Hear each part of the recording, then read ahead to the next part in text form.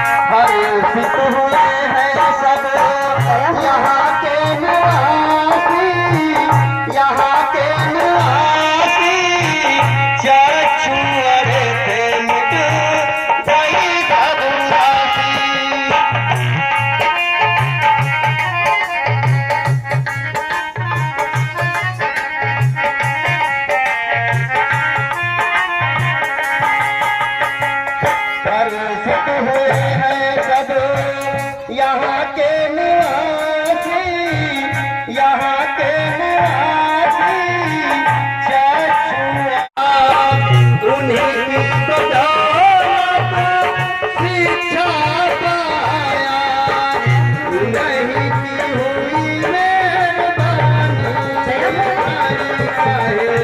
करे तू गुमान रे, करे तू गुमान रे, करे अभिमान रे, करे तू गुमान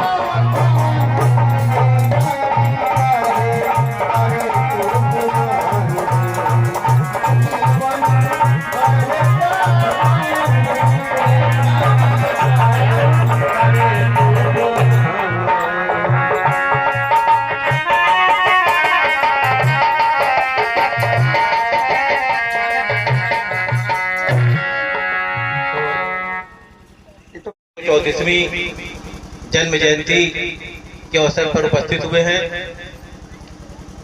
डॉक्टर बाबा साहब अम्बेडकर ने इस देश को जो संविधान दिया है, वो संविधान जितनी अधिकार पुरुषों को देता है, जितना अधिकार दलितों को दिए हैं, जितना अधिकार पिछड़ों को दिए हैं, उससे कहीं ज्यादा अधिकार भारत के संविधान में बाबा साहब ने महिलाओं को दिए।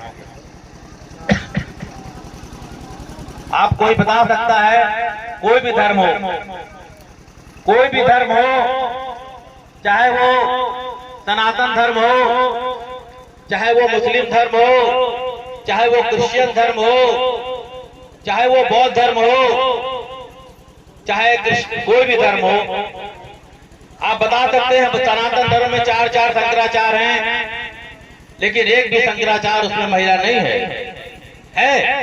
कोई महिला शंकराचार्य है? किसी भी मस्जिद का मुख्य मौलाना महिला है? नहीं है। किसी भी चर्च की मुख्य पादरी महिला है? नहीं है। लेकिन भारत का संविधान हमको अधिकार देता है कि भारत की राष्ट्रपति द्रौपदी मुर्मू जी महिला है, उत्तर प्रदेश की राज्यपाल महिला है, कई राज्यों की मुख्यमंत्री महिला है, जिलों में कलेक्टर, एसपी, प्रमुख सचिव, एडिशनल चीफ सेक्रेटरी, जज, हाई कोर्ट में जजेस, सुप्रीम कोर्ट में जजेस, वो सब जज महिलाएं हैं। ऐसा क्यों हुआ? क्योंकि अधिकार डॉक्टर बाबा साहब अम्बेडकर ने संविधान में दिया हुआ है। ये डॉक्टर बाबा साहब अम्बेडकर का संविधान है। मैं तो एक गरीब मजदूर के घर में पैदा हुआ था, मैं तो संविधान की प्रोडक्ट हूँ।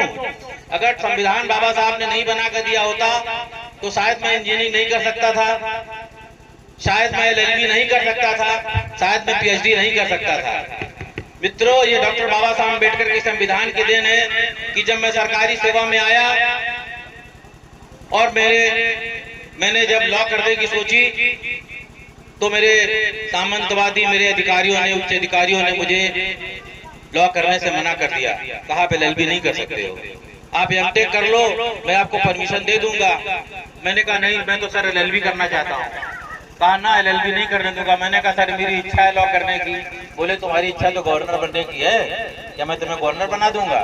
लेकिन डॉक्टर बाबा साहब अम्बेडकर ने संविधान में हमें जो अधिकार दिए थे, हम डायरेक्टर के ऑर्डर के खिलाफ हाई कोर्ट चले गए और हाई कोर्ट ने मुझे लॉ करने की परमिशन दे दी। ये डॉक्टर बाबा साहब अम्बेडकर का प्रताप था।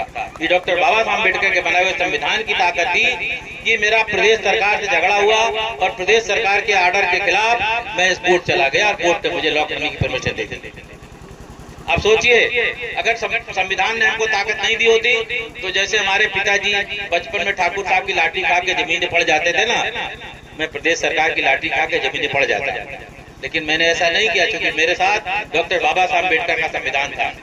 मैं लॉ करने के बाद मैंने जब सोचा मैं PhD करूं तो मैं मेरे उसी सरकार ने डर की वजह से कि ये भारत का संविधान मानने वाला आदमी है, ये फिर कोर्ट चला जाएगा, और मुझे बहुत आराम से PhD की परमिशन दे दी। ये डॉक्टर बाबा साहब अम्बेडकर की कृपा थी कि मैं लॉ भी कर लिया, PhD भी कर लिया, और सरकारी सेवा से जब मैं रिटायर हो गया, मैं हाई कोर्ट में वकालत करने लगा और 3 साल की वकालत के बाद मैं जिला उपभोक्ता आयोग में जज हो गया। ये भारत के संविधान की कृपा थी कि मैं रिटायरमेंट के बाद जज हो गया। और जब मैं 65 साल का हो गया तो चूंकि जज 65 साल की उम्र तक रह सकता है, मुझे जज की कुर्सी छोड़नी पड़ी, लेकिन मैं फिर पोस्टें निकली और मैं लोकपाल हो गया। ये बाबा साहब की कृपा थी।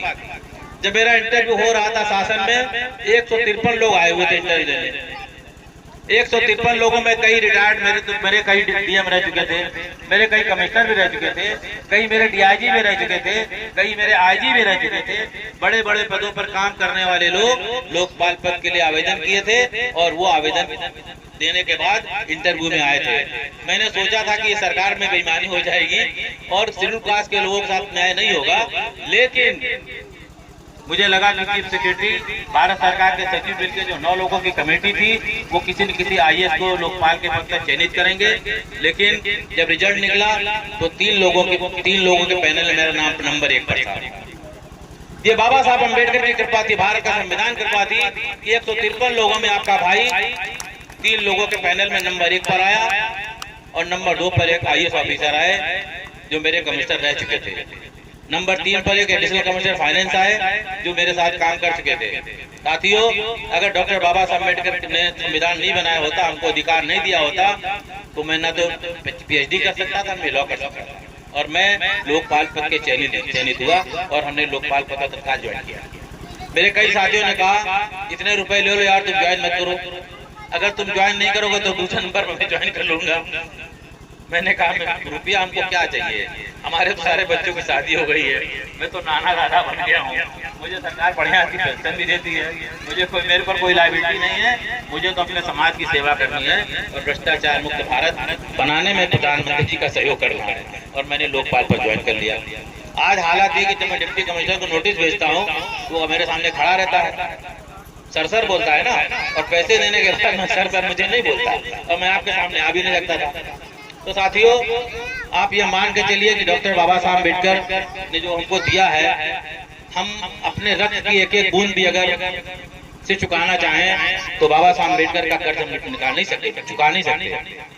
ये संविधान का जो अधिकार हमको मिला है, ये अधिकार हमें फंडामेंटल राइट्स देता है, हमें प्रारंभिक जो अधिकार है ये हमको भारत के संविधान से मिलते हैं। साथियों, क्योंकि समय बहुत है और टाइम भी हो रहा है, तो मैं इसी बाड़ी के साथ अपनी बात को खत्म करना चाहूंगा। एक नारा लगा दिए, जय जय जय जय जय भीम, जय जय जय जय जय भीम, जय जय जय जय जय भीम, जय जय जय जय जय भीम। और मैं 1-2 लाइनें जरूर पढ़ूंगा कि बाबा तू आज हिंद की एक शान हो गया, बाबा तू आज हिंद की एक शान हो गया, सारे दलित समाज का अभिमान हो गया। बाबा तू आज हिंद की एक शान हो गया, सारे दलित समाज का अभिमान हो गया। अमरीकी तुझे हिंद का लिंकन बता रहे, पर बाबा तू दलितों का भगवान हो गया, पर बाबा तू दलितों का भगवान हो गया। तुमने दलित समाज की तकदीर बदल दी, तुमने दलित समाज की तकदीर बदल दी, हाथों की हथेली की सब लकीर बदल दी। कितना अपमान सह लिया, कितना अपमान सह लिया, टूटे नहीं बाबा, तुमने भारत में दलितों की तस्वीर बदल दी, तुमने भारत में दलितों की तस्वीर बदल दी। इन्हीं शब्दों के साथ मैं अपनी बात को समाप्त करूंगा, विराम दूंगा। जय भीम, जय भारत, जय संविधान।